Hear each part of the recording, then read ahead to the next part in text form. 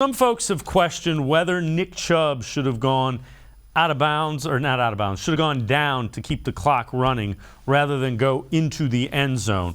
Kevin Stefanski was asked about that today. Here's his answer.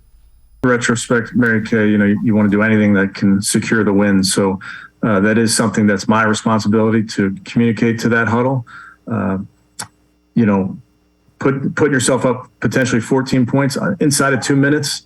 You should close out that game. So yes, I wish I had said that to Nick, and Nick would have done it. But it doesn't change the fact that we had plenty of opportunities to win that game.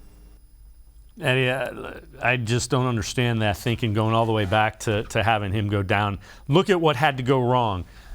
Number one, you had to miss the extra point. Number two, you had to give up a long touchdown. Number three, you had to lose an onside kick. And number four, you had to give up a drive.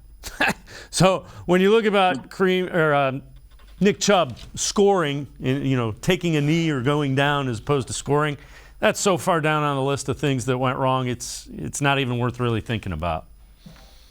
Absolutely, and I'm beyond sick of hearing that Nick Chubb cost us this game, because Nick Chubb scored 3 touchdowns and rushed for 80-something yards. That's not costing your team again. That's putting your team in position to win. And he put his team in position to seal the victory with 1:55 left and the Jets having no timeouts. That is, far from Nick Chubb's fault. Would it have been, more beneficial had he went down? Sure. But how are you going to take your whole momentum and stop yourself within a couple yards of the goal line and then just go down? It's easier when he did it against the Texans a couple years ago. A lot of fantasy owners were upset.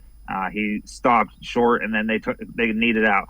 There was no stopping here at this time, and that's just what it is. Another play, Kareem Hunt went out of bounds twice. The one right before the 2-minute warning, so that allowed the Jets to sort of have another timeout. But the Browns scored, but it left a lot of time, and obviously too much time now. But yeah, like you said, everything that had to go wrong did go wrong, and that in essence is Cleveland Browns football.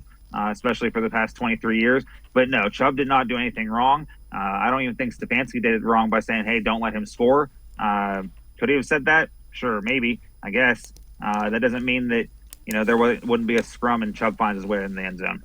And the flip side of it is, if the extra point is made, we're not talking about that because it goes to overtime.